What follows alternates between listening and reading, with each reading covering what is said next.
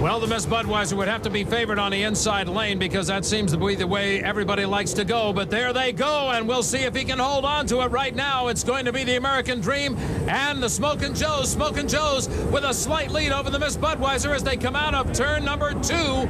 Watch closely. Miss Budweiser manages to take advantage and even it up as they come out side by side onto the back stretch. And don't count out the American Dream.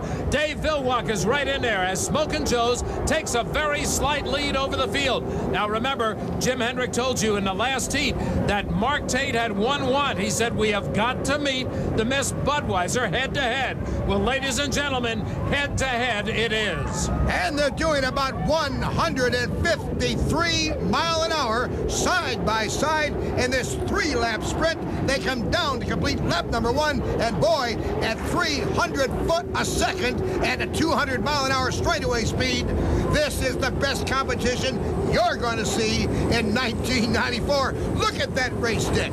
Dave Villwalk sitting back in third place as though waiting for one of those boats to break, one of the lead boats out there, because they are pushing each other to the max. There is no kidding around between Mark Tate and Chip Hanauer at this point. Again, they come out even Steven.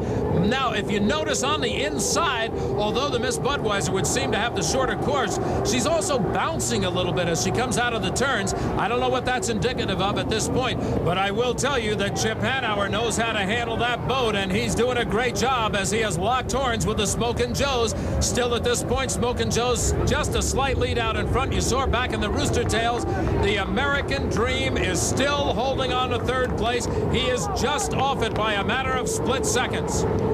I'll tell you right now, they're hitting now close to 156 mile an hour. As we look at our third place boat, Pico's American Dream, keeping pace. Whoa, they really get close there.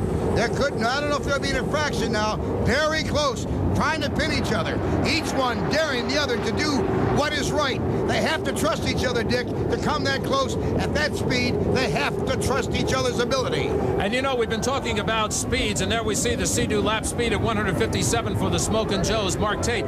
But I have to tell you that you hear 157, that is an average speed, including the turns. And as we've talked about, that big skid fin, as these boats bounce through the turns in front of you, they lose a lot of the speed because of the resistance. It's a drag race over corner number 4, Dick. The checker flag is waiting on the last turn. Look at this race, a half a boat length apart. Smokin' Joes takes the win, Mark Tate, and he needed to take that win to get those points on the Miss Budweiser. A great run by Mark Tate. He wanted to take on the Miss Budweiser head-to-head. He did exactly that, and he won it.